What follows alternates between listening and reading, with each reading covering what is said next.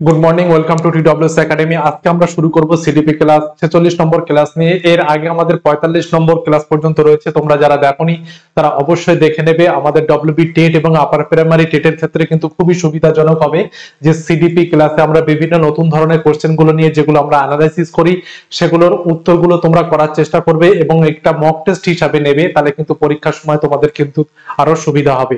এবং আরো WB TET এবং আপার প্রাইমারি টেটের যে ফাউন্ডেশন ব্যাচ সেটা কিন্তু আমাদের চলছে। 2024 টেট সম্ভাবনাকে লক্ষ্য করে আমাদের ফাউন্ডেশন ব্যাচ কিন্তু নামানো হয়েছিল এবং সেটা এখনো চলছে। এই প্রস্তুতি ব্যাচটা কিন্তু তোমাদের আপকামিং 2025-এ ডব্লিউবি টেট এবং আপার প্রাইমারি টেটের ক্ষেত্রে কিন্তু খুবই সুবিধাজনক হবে। ইংলিশ, ম্যাথ থেকে শুরু করে সিডিপি, বেঙ্গলি, ইবিএস এগুলো সবই এক্সপার্ট টিচার দ্বারা এবং আলাদা আলাদা ভাবে আমাদের পড়ানো হয় এবং সেখানে কিন্তু ম্যাথ এবং যে সমস্ত সিডিপির পোরশন গুলো সেগুলো কিন্তু একদম বেসিক থেকে অ্যাডভান্স লেভেল পর্যন্ত কিন্তু করানো হবে। এখানে যেহেতু এটা ফাউন্ডেশন একটা ব্যাচ, সেক্ষেত্রে তোমাদের কিন্তু আরো সুবিধাজনক হবে, যেগুলো পিডিএফ এবং মক টেস্টের ব্যবস্থা কিন্তু রয়েছে। চলো আজকে 1 নম্বর কোশ্চেন দেখে নিই। নিম্নলিখিত কোনটি সঠিক হবে মানসিক স্বাস্থ্যবিদ্যা সম্পর্কে? মানসিক স্বাস্থ্যবিদ্যা সম্পর্কে কোনটি সঠিক হবে? উত্তর করবে।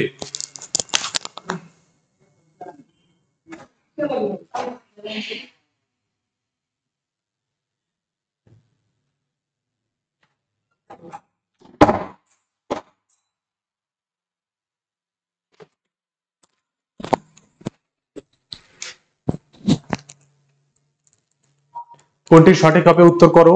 মানসিক স্বাস্থ্যবিদ্যা সম্পর্কে কোনটি সঠিক হবে? উত্তর করবে। দেখো, মানসিক স্বাস্থ্যবিদ্যা হলো প্রক্রিয়া, মানসিক স্বাস্থ্য হলো ফল। মানসিক স্বাস্থ্য হলো প্রক্রিয়া নাকি মানসিক স্বাস্থ্যবিদ্যা হলো প্রক্রিয়া, কোনটি হবে সঠিক? মানসিক স্বাস্থ্যবিদ্যা এবং মানসিক স্বাস্থ্য এটা কি ধরনের পারস্পরিক সম্পর্কযুক্ত? একটু ধারণা দিলে তোমরা বুঝতে পারবে যে মানসিক স্বাস্থ্যবিদ্যা হলো একটা ধরনের প্রক্রিয়া বা প্রসেস, যার যার ফলে কিন্তু আমাদের যে মানসিক স্বাস্থ্য যেগুলো রয়েছে, অর্থাৎ প্রতিটা মানুষের মানসিক স্বাস্থ্য রয়েছে, কারণ সেই মানসিক স্বাস্থ্যগুলো সংরক্ষণ, অর্থাৎ যার যতটুকু পরিমাণ মানসিক স্বাস্থ্য ভালো রয়েছে সেটাকে সংরক্ষণ করা এবং সেটাকে আরো উন্নত পর্যায়ে নিয়ে যাওয়া, এটার হচ্ছে একটা প্রক্রিয়া। তাহলে আমরা বলতে পারবো যে মানসিক স্বাস্থ্য বিদ্যা হলো প্রক্রিয়া এবং মানসিক স্বাস্থ্য হলো একটা ফল। কি বললাম? নিম্নলিখিত কোনটি সঠিক? মানসিক স্বাস্থ্যবিদ্যা হলো প্রক্রিয়া, মানসিক স্বাস্থ্য হলো তার ফল। এরপরে আসছি প্রতিরক্ষা কৌশল। প্রতিরক্ষা কৌশল ব্যক্তির অহংকে সচেতন ভাবে রক্ষা করে, আদিসত্তাকে অবচেতন ভাবে রক্ষা করে, অহংকে অবচেতন ভাবে রক্ষা করে, ঈদকে অবচেতন ভাবে রক্ষা করে। প্রতিরক্ষা কৌশল বা ডিফেন্স মেকানিজম যেটাকে আমরা বলে থাকি, যে আমাদের যে ডিফেন্স মেকানিজম, অর্থাৎ আমরা কোনো দোষ করার পরে বা আমাদের ঈদের ইচ্ছা অনুযায়ী যখন আমরা কোনো কাজ যখন করে ফেলি, সেই কাজটা যখন আমরা চেষ্টা করি যে এটাকে ঢাকা দেওয়ার জন্য, তখন আমরা এই যে প্রতিরক্ষণ কৌশল ব্যবহার করি, এই প্রতিরক্ষণ কৌশল আসলে কাকে রক্ষা করে? এই প্রতিরক্ষণ কৌশল ডিফেন্স মেকানিজম আসলেই কাকে রক্ষা করবে বলো? উত্তর করবে।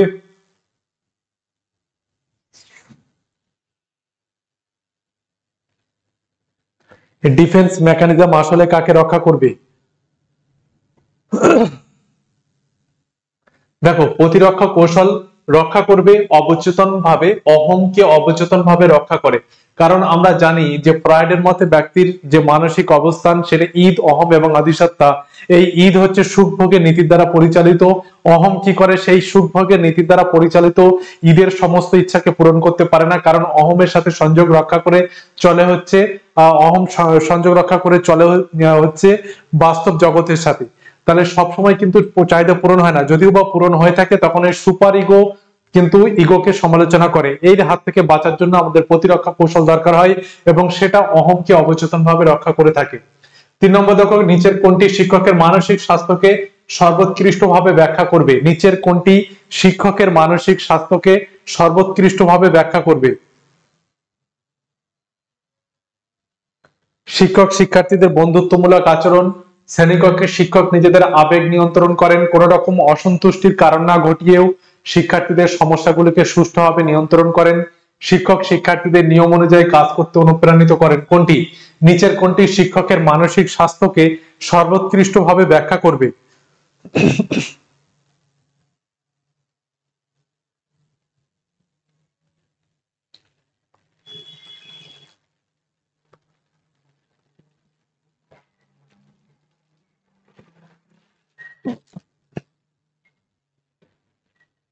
ভালো করে লক্ষ্য করো যে কোন রকম অসন্তুষ্টির কারণ না ঘটিয়ে মানসিক স্বাস্থ্যকে সর্বোৎকৃষ্টভাবে ব্যাখ্যা করে যে কোন রকম অসন্তুষ্টির কারণ না ঘটিয়েও শিক্ষার্থীদের সমস্যাগুলোকে, শিক্ষার্থীদের যে সমস্যা রয়েছে সেগুলোকে সুষ্ঠুভাবে নিয়ন্ত্রণ করেন। মানসিক স্বাস্থ্যকে সর্বোৎকৃষ্টভাবে ব্যাখ্যা এইভাবে করা যায়।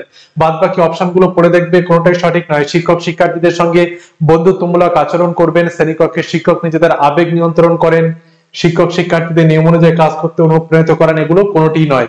4 নম্বর দেখা, একজন ছাত্র তার পরিষ্কার পরিচ্ছন্ন বাসস্থানকে রাখতে অতিরিক্ত সচেতনতা প্রদর্শন করে। মানে একজন ছাত্র সবসময় তার পরিষ্কার পরিচ্ছন্ন রাখতে আশপাশ বা বাসস্থান সে অতিরিক্ত সচেতনতা প্রদর্শন করছে, যেগুলো অন্য ব্যক্তির চোখে কিন্তু সেগুলো আলাদাভাবে একটা প্রতিফলন হচ্ছে। যে এই ধরনের পরিষ্কার পরিচ্ছন্ন বাসস্থান যে অতি সচেতনতা, অতিরিক্ত সচেতনতা, এগুলোকে আমরা কি বলবো? প্রত্যাবৃত্তি, উদ্দমন, অবদমন, প্রতিক্রিয়া সংগঠন। কোনটা আমরা বলবো যে একজন ছাত্র তার পরিষ্কার পরিচ্ছন্ন বাসস্থানকে রাখতে অতিরিক্ত যে সচেতনতা প্রদর্শন করে তাকে আমরা কি বলবো?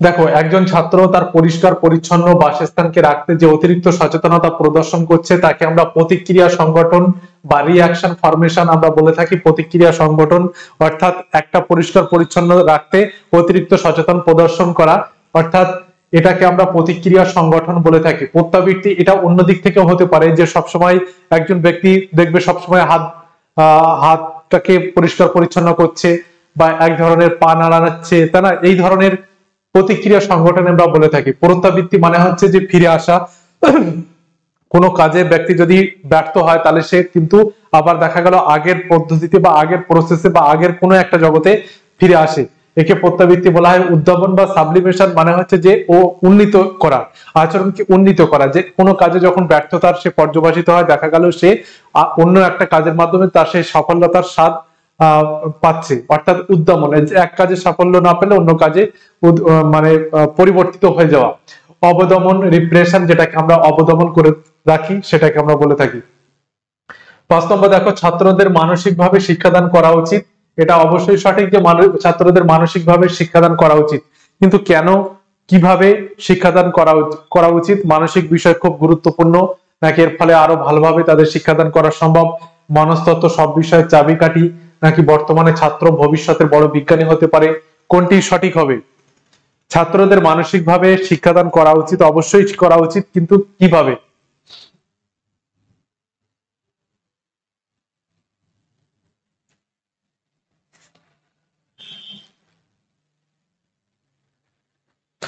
কোনটি হবে উত্তর? ভালো করে লক্ষ্য করে দেখতে হবে, অনেকে কিন্তু মনস্তত্ত্ব সব বিষয়ের চাবিকাঠি এটা বলে এটা উত্তর করবে, কিন্তু ছাত্রদের মানসিকভাবে শিক্ষাদান করা উচিত এটাই বিস্তারিত ভাবে বলা রয়েছে। দেখো, মানসিক বিষয় কিন্তু খুবই গুরুত্বপূর্ণ, এর ফলে আরো ভালোভাবে তাদের শিক্ষাদান মনস্তত্ত্ব অনুযায়ী বা তাদের শিক্ষা উপকরণ ব্যবহার করে এগুলো কিন্তু আরো ভালোভাবে তাদের শিক্ষাদান করা সম্ভব হবে। মানসিক বিষয় কিন্তু খুবই গুরুত্বপূর্ণ, কারণ এর উপর নির্ভর করে কিন্তু তাদের আরো ভালোভাবে শিক্ষাদান করা সম্ভব হবে। 6 নম্বর দেখো, ভারতীয় শিক্ষা ব্যবস্থায় অভিযোজন প্রক্রিয়াকে আমরা কি বলবো? ভারতীয় শিক্ষা ব্যবস্থায় যে অভিযোজন প্রক্রিয়া সেটাকে আমরা কি বলবো? উত্তর করবে। ভারতীয় ব্যবস্থাপনায় অভিযোজন যে প্রক্রিয়া তাকে আমরা কি বলবো? যেটা অ্যাডজাস্টমেন্ট, যেটাকে আমরা বলে থাকি যে সংগতি বিধান যে কোনো পরিবেশ পরিস্থিতিতে, সেটাকে আমরা কি বলবো? ভারসাম্য ব্যবস্থা। উত্তর কি হবে? ভারসাম্য ব্যবস্থা। ভারতীয় ব্যবস্থায় অভিযোজন প্রক্রিয়াকে আমরা ভারসাম্য ব্যবস্থা বলে থাকি। 7 নম্বর দেখো, মেন্টালিটি অফ এপস গ্রন্থটি কার লেখা? মেন্টালিটি অফ এপস গ্রন্থটি কার লেখা? Spearman, Thorndike, কোহলার, Pavlov. Mentality of apps গ্রন্থটি কার লেখা? দেখো, মেন্টালিটি অফ এপস গ্রন্থটি লেখা হচ্ছে কোহলার। তিনি অন্তর্দৃষ্টিমূলক বা গেস্টাল্ট মতবাদ যার প্রবক্তা ছিলেন। স্পিয়ারম্যান দ্বিউপাদান তত্ত্ব, থর্নডাইকের প্রচেষ্টা ভুল তত্ত্ব এবং প্যাভলভের হচ্ছে প্রাচীন অনুবর্তন তত্ত্ব, এগুলো মনে রাখবে। মেন্টালিটি অফ গ্রন্থটি লেখা কোহলারের।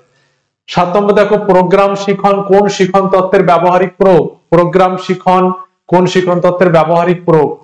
স্কিনারের শিখন তত্ত্ব নাকি প্যাভলভের শিখন তত্ত্ব নাকি থর্নডাইকের শিখন তত্ত্ব নাকি ওয়াটসনের শিখন তত্ত্ব? প্রোগ্রাম শিখন কোন তত্ত্বের ব্যবহারিক প্রয়োগ আমরা বলতে পারি? উত্তর করবে। প্রোগ্রাম শিখন কোন শিখন তত্ত্বের ব্যবহারিক প্রয়োগ?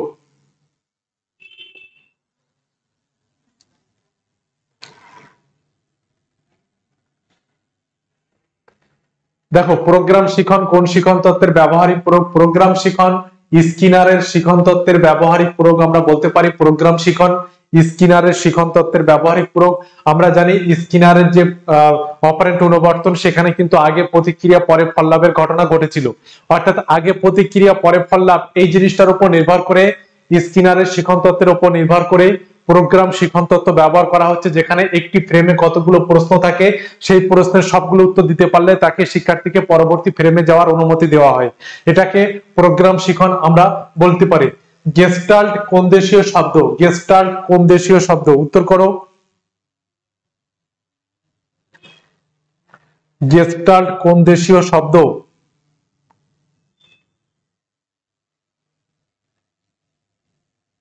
ফরাসি শব্দ, ল্যাটিন শব্দ, রাশিয়ান শব্দ নাকি জার্মান শব্দ, কোনটি?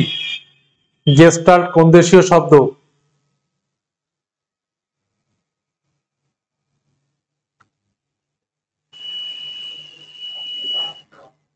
দেখো, গেস্টাল্ট হচ্ছে একটি জার্মান শব্দ। গেস্টাল্ট জার্মান শব্দ। 10 নম্বর দেখো, গড় বুদ্ধি সম্পন্ন সাধারণ শিক্ষার্থীদের বুদ্ধাঙ্ক সীমানা। গড় বুদ্ধি সম্পন্ন শিক্ষার্থীদের যে সাধারণ শিক্ষার্থী রয়েছে তাদের বুদ্ধাঙ্কের সীমানা কত? 110 থেকে 120, 120, 140, 90, 110, 75, 80, কোনটি হবে? গড় বুদ্ধি সম্পন্ন শিক্ষার্থী যারা রয়েছে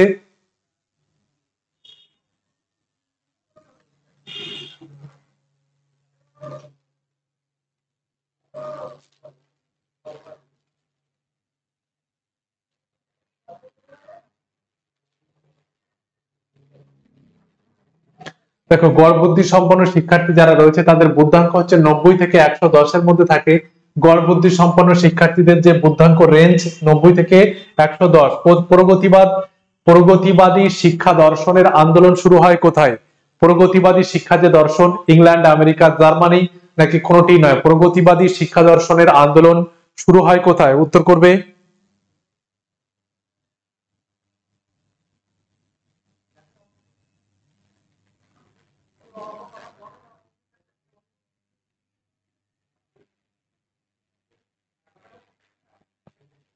প্রগতিবাদী শিক্ষা দর্শনের আন্দোলন, প্রগতিবাদী যে শিক্ষা দর্শনের আন্দোলন, সেটা শুরু হয়েছিল আমেরিকাতে। জন ডিউই প্রগতিবাদের জনক বলা যায়, বা প্রগতিবাদী শিক্ষা দর্শন এর আন্দোলনের জনক বলা যায় জন ডিউইকে। তিনি বলেছিলেন মূল্যবোধ মেঘের মতো অস্থায়ী, এবং এই সাথে সাথে তিনি পাঠ্যক্রমের যে পরিবর্তন, অর্থাৎ পাঠ্যক্রমের যে পরিবর্তনের কথা তিনি বলেছিলেন। যেহেতু মূল্যবোধ পরিবর্তনশীল, সেহেতু সমাজ এবং তার চাহিদা অনুযায়ী পাঠ্যক্রম কিন্তু পরিবর্তিত হবে। ওই জন্য নির্দিষ্ট পাঠ্যক্রমের ঘোরতর বিরোধী ছিলেন জন ডিউই। 12 নম্বর দেখো, শিশু কেন্দ্রিক শিক্ষার অর্থ কি? শিশু কেন্দ্রিক শিক্ষার অর্থ কি?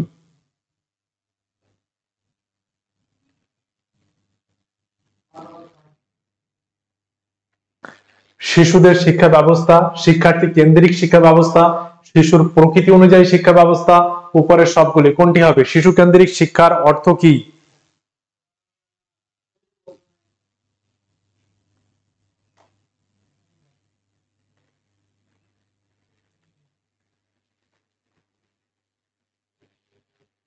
দেখো, শিশু কেন্দ্রিক শিক্ষার অর্থ হচ্ছে শিক্ষার্থী কেন্দ্রিক শিক্ষা ব্যবস্থা করা। শিক্ষার্থী কেন্দ্রিক শিক্ষা ব্যবস্থা। এখন অপশন সি কেন হলো না? ভালো করে লক্ষ্য করে দেখবে যে শিক্ষার্থী কেন্দ্রিক শিক্ষা ব্যবস্থা মানে হচ্ছে শিক্ষার কেন্দ্রে শিক্ষার্থীর শিক্ষার্থী কেন্দ্রিক শিক্ষা ব্যবস্থা মানে হচ্ছে শিক্ষা, মানে শিক্ষার কেন্দ্রে শিক্ষার্থী থাকবে। শিক্ষার কেন্দ্রে যদি শিক্ষার্থী থাকে, তার প্রকৃতি, চাহিদা, সামর্থ্য, পরিণামন অনুযায়ী শিক্ষার ব্যবস্থা আপনাকে করতে হবে, তোমাকে করতে হবে, বা স্কুলকে করতে হবে, প্রতিষ্ঠানকে করতে হবে। ওই জন্য শিশু কেন্দ্রিক শিক্ষা মানে হচ্ছে শিক্ষার্থী কেন্দ্রিক শিক্ষা ব্যবস্থা। এই অপশনটার মধ্যে বাদ বাকি অপশন কিন্তু ইনক্লুড হয়ে যাচ্ছে। 13 নম্বর দেখো, শিক্ষাগত পারদর্শিতার পার্থক্যের কারণ। শিক্ষাগত পারদর্শিতার পার্থক্যের কারণ কি? বুদ্ধি, প্রবণতা, পাঠ্যাভ্যাস, উপরের সবগুলি। শিক্ষাগত পারদর্শিতার পার্থক্যের কারণ কি? বুদ্ধি, প্রবণতা, পাঠ অভ্যাস উপরের সবগুলি। দুটি ছাত্র বা দুটি ছাত্রীর মধ্যে যে পার্থক্যের পারদর্শিতার যে পার্থক্য থাকে সেই পার্থক্যের কারণ কি কি হতে পারে? বুদ্ধি, প্রবণতা, পাঠ অভ্যাস উপরের সবগুলি।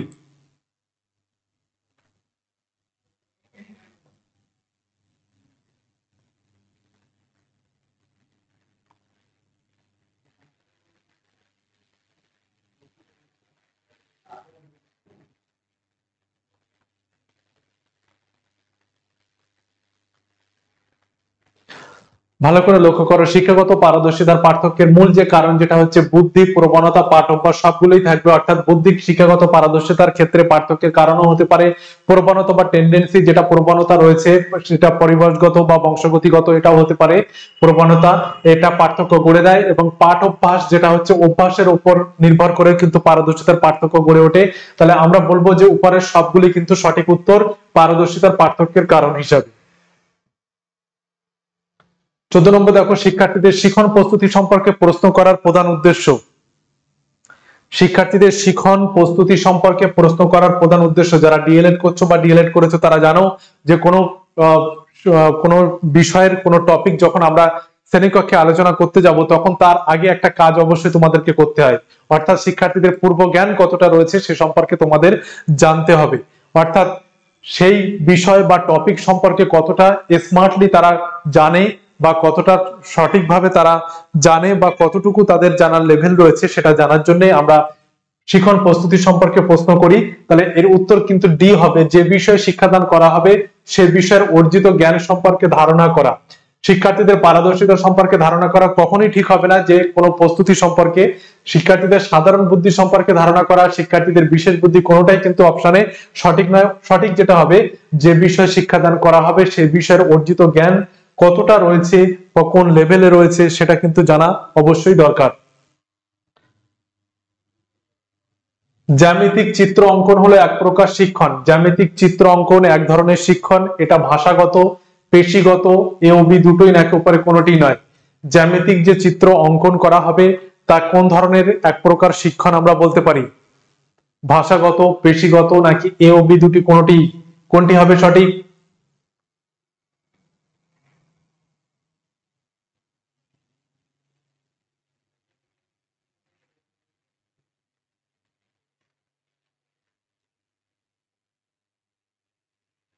জ্যামিতিক চিত্র অঙ্কন ক্ষেত্রে তোমাদের পেশিগত, সূক্ষ্ম পেশিগত দক্ষতার প্রয়োজন হবে।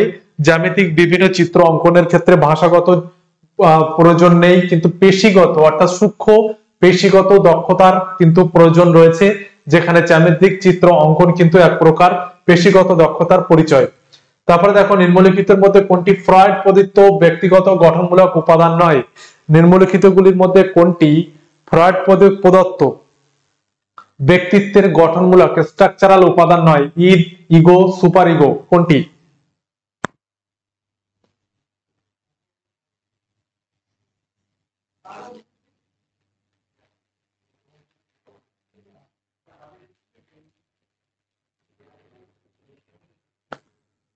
ফ্রয়েড প্রদত্ত যে ব্যক্তিত্বের গঠনমূলক উপাদান নয় সেটা হচ্ছে উপরে কোনোটি হবে না, কারণ আমরা জানি যে ফ্রয়েড তার ব্যক্তিত্বের উপাদান হিসাবে ইদ, ইগো, সুপার ইগো ব্যক্তিত্বের গঠনমূলক উপাদান হিসাবে ইদ, ইগো, সুপার ইগোর কথা বলেছিলেন এবং ঈদ বলেছিলেন যে ঈদ হচ্ছে আমাদের মধ্যে সবচেয়ে অবচেতন স্তরে বসবাস করলেও এটা হচ্ছে সুখভোগের নীতির দ্বারা পরিচালিত এবং বিস্তারিত একটা স্টেজ।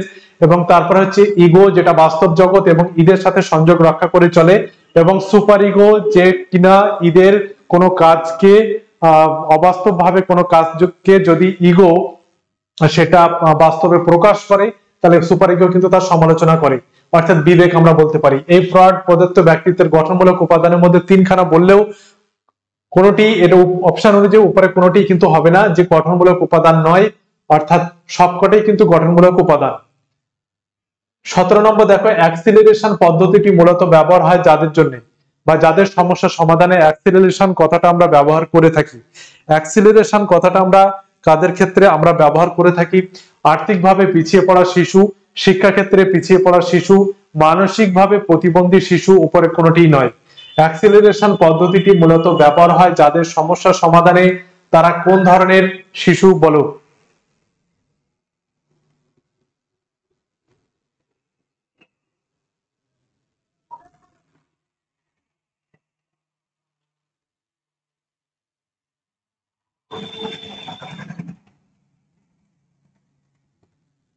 দেখো অ্যাক্সিলারেশন যে পদ্ধতিটি এটা মূলত ব্যবহার করা হয় মানসিক শিক্ষা ক্ষেত্রে পিছিয়ে পড়া শিশু এবং প্রতিভাবানদের ক্ষেত্রেও কিন্তু আমরা ব্যবহার করে থাকি।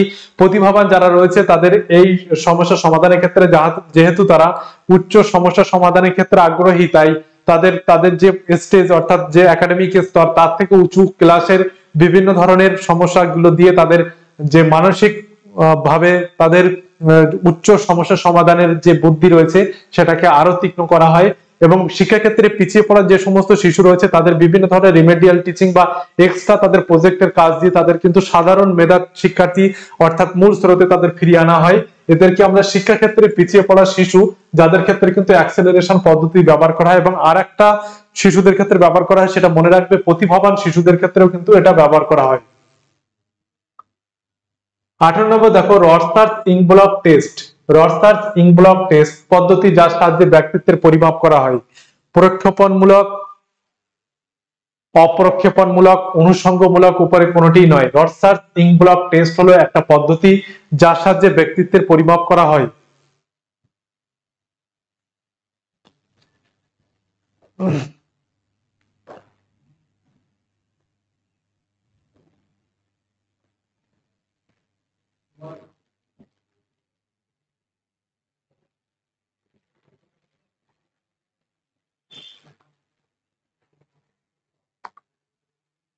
রসার্চ ইংব্লক টেস্ট হচ্ছে এমন একটা পদ্ধতি যেটা আমরা প্রক্ষেপণমূলক বলতে পারি, প্রজেক্টিভ টেস্ট।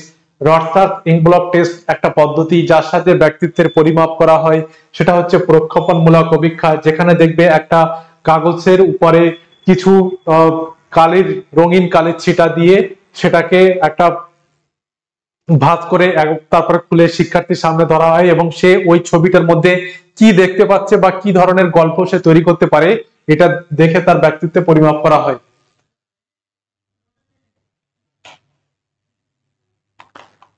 19 নম্বর দেখো নিম্নলিখিত গুলির মধ্যে কোনটি সংগতি বিধানের ক্ষেত্রে সবচেয়ে ভালো পদ্ধতি। নিম্নলিখিত গুলির মধ্যে কোনটি সংগতি বিধানের সবচেয়ে ভালো পদ্ধতি আমরা বলতে পারি যৌক্তিকরণ, প্রত্যাবৃত্তি, অবদমন উপরে কোনোটি নয়। যৌক্তিকরণ, প্রত্যাবৃত্তি, অবদমন উপরে কোনোটি নয়। সংগতি বিধানের ক্ষেত্রে সবচেয়ে ভালো পদ্ধতি কোনটি?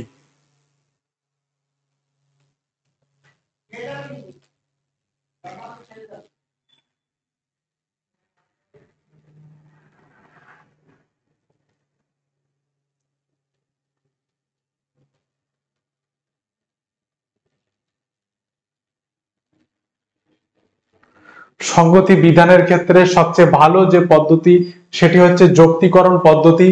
এই সংগতি বিধানের ক্ষেত্রে সবচেয়ে ভালো পদ্ধতি অর্থাৎ অ্যাডজাস্টমেন্টের ক্ষেত্রে আমরা বলতে পারি।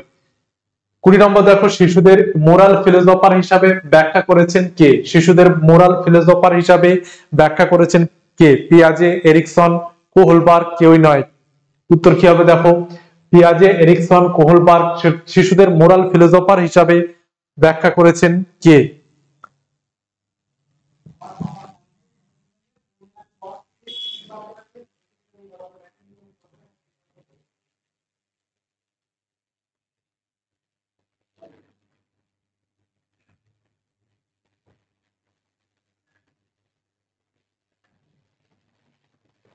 দেখো নৈতিক বিকাশের তত্ত্ব যিনি দিয়েছিলেন কোহলবার্গ, তিনি শিশুদেরকে মোরাল ফিলোসোফার হিসাবে ব্যাখ্যা করেছিলেন। নৈতিক বিকাশের তত্ত্ব কে দিয়েছিলেন? কোহলবার্গ দিয়েছিলেন। শিখনের অক্ষমতা, লার্নিং ডিসএবিলিটিস এর কারণ কি? জেনেটিক, শারীরিক ও পরিবেশগত, নাকি উপরে কোনোটি নয়, নাকি এ বি দুটি? শিশুদের অক্ষমতা বা লার্নিং ডিসএবিলিটিস এর কারণ হচ্ছে জেনেটিক এবং পরিবেশগত, নাকি উপরের দুটোই? উত্তর হবে দেখো এ ও বি দুটোই হবে, জেনেটিক এবং পরিবেশগত। শিখনে অক্ষমতার কারণ বা লার্নিং ডিসএবিলিটিস এর কারণ হচ্ছে জেনেটিক এবং পরিবেশ, শারীরিক এবং পরিবেশগত দুটোই কিন্তু হবে। 22 নম্বর দেখো ইমোশনাল ইন্টেলিজেন্সের ধারণাটি 1990 সালে প্রথম গঠনগতভাবে উল্লেখ করেছেন কে? ইমোশনাল ইন্টেলিজেন্সের যে ধারণা সেটা 1990 সালে প্রথম গঠনগতভাবে কে উল্লেখ করেছিলেন?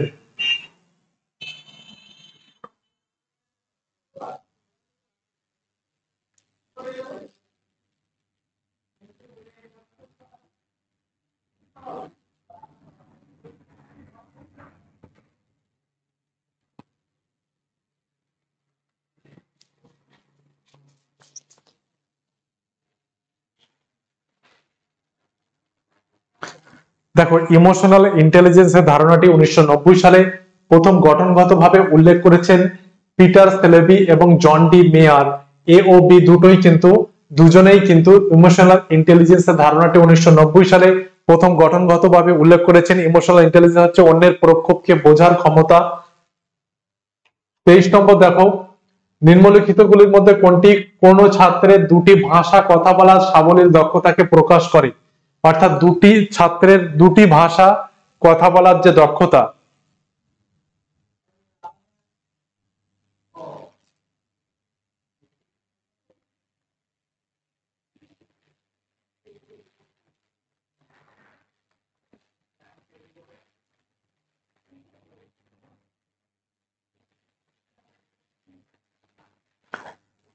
দুটি ভাষায় কথা বলার যে দক্ষতা, সেটাকে আমরা বাইলিঙ্গুয়ালিজম বলি। কি বলি? বাইলিঙ্গুয়ালিজম, বা কোনো ছাত্রের দুটি ভাষায় কথা বলার যে দক্ষতা। 24 নম্বর দেখো, ম্যাসলোর যে থিওরি, আব্রাহাম ম্যাসলোর যে থিওরি, চাহিদার ক্রমপর্যায় তত্ত্ব আমরা বলে থাকি, সেখানে কিন্তু পিরামিড আকারে চাহিদাগুলোকে বর্ণনা করা হয়েছিল। একদম শেষ স্তর থেকে উপরের দিকে স্তরে যাবে, অর্থাৎ পিরামিডের শেষ স্তর থেকে উপরের দিকে স্তরে যাওয়ার কথা ছিল, যেখানে পিরামিডের শেষ স্তরে, অর্থাৎ যেখান থেকে আমাদের শুরু হচ্ছে বেসিক নিড, এখান থেকে আস্তে আস্তে উচ্চ স্তরের চাহিদাগুলোতে যাবে। তো এখানে অপশনগুলো দেওয়া রয়েছে, তার মধ্যে নিম্নলিখিত গুলোর মধ্যে কোনটি ম্যাসলোর চাহিদা অনুযায়ী হায়ারার্কিক্যাল চাহিদার বা চাহিদার ক্রমপর্যায় তত্ত্ব অনুযায়ী নিচ থেকে উপরের দিকে পরপর সাজানো রয়েছে? নিচ থেকে উপরের দিকে পরপর সাজানো রয়েছে।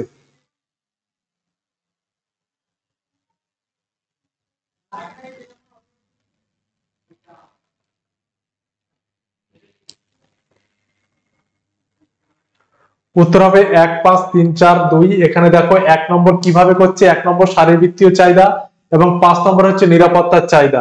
এই দুটো চাহিদার নিরাপত্তার চাহিদা নয়, 5 নম্বর যেটা একদম শেষের যেটা হবে, অর্থাৎ একদম উপরের শেষে যেটা রয়েছে আত্মোপলব্ধির চাহিদা, সেলফ অ্যাকচুয়ালাইজেশন, অর্থাৎ এটা 1, এটা 5। এবার দেখো অপশনের মধ্যে কোনটি সঠিক রয়েছে। শারীরবৃত্তীয় চাহিদা তো থাকবেই, তার সাথে সাথে শারীরবৃত্তীয় চাহিদা, আমি এটা বলে রাখি যে শারীরবৃত্তীয় চাহিদা তারপরে কিন্তু নিরাপত্তার চাহিদা শুরু হচ্ছে। শারীরবৃত্তীয় চাহিদা, নিরাপত্তার চাহিদা, তারপরে হচ্ছে অন্তর্ভুক্তি বা বিলঙ্গিংনেস চাহিদা, এইভাবে আস্তে আস্তে শুরু হচ্ছে। কিন্তু 1 আর 5টা মনে রাখলে অপশন অনুযায়ী কিন্তু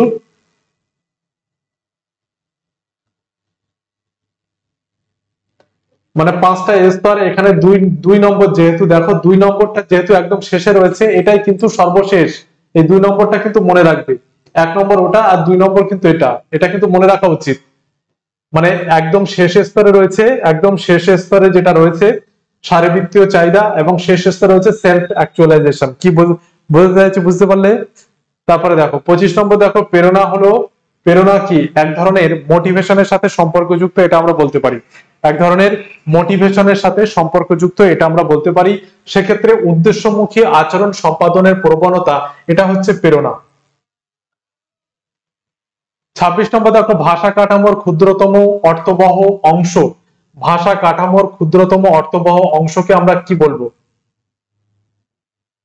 ভাষা কাঠামোর ক্ষুদ্রতম এবং অর্থবহ যে অংশ, তাকে আমরা মরফেম বলি। 27 নম্বর দেখো, যখন একজন শিক্ষার্থী সামগ্রিক থেকে নির্দিষ্ট শিক্ষণ পদ্ধতি অবলম্বন করে, তখন তাকে কোন পদ্ধতি বলা হয়? যখন একজন শিক্ষার্থী সাধারণ থেকে নির্দিষ্ট দিকে, সামগ্রিক থেকে নির্দিষ্ট দিকে যাচ্ছে,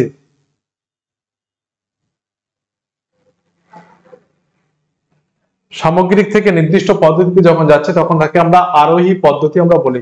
27 নম্বর দেখো, নিম্নলিখিতগুলির মধ্যে কার মতবাদ অনুসারে শিশুর কালচারাল ডেভেলপমেন্টের প্রক্রিয়ার দুটি ধারা আসে? প্রথমটি হচ্ছে ইন্টার সাইকোলজিক্যালি, দ্বিতীয়টি হচ্ছে ইন্ট্রা সাইকোলজিক্যালি। এর মধ্যে কোন কার মত অনুসারে?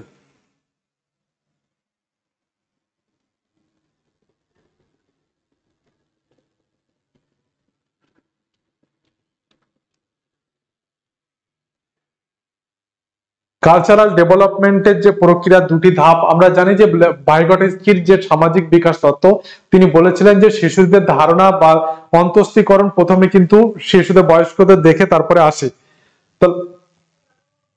তাহলে এটা হচ্ছে ভাইগটস্কির ক্ষেত্রে বলা যায়। 29 নম্বর দেখো, অপারেন্ট কন্ডিশনিং তত্ত্বটি উদ্ভাবন কে করেছিলেন? অপারেন্ট কন্ডিশনিং তত্ত্বটি উদ্ভাবন কে করেছিলেন? দেখো, অপারেন্ট কন্ডিশনিং তোমরা জানো যে স্কিনার অপারেন্ট কন্ডিশনিং তত্ত্বের প্রবক্তা, প্রাচীন অনুবর্তন তত্ত্বের প্রবক্তা প্যাভলভ এবং থর্নডাইক হচ্ছে প্রচেষ্ট ভুল তত্ত্বের প্রবক্তা। 30 নম্বর দেখো, আইভান প্যাভলভ কোন দেশের মনোবিদ ছিলেন? আইভান প্যাভলভ, তোমরা উত্তর করবে অবশ্যই।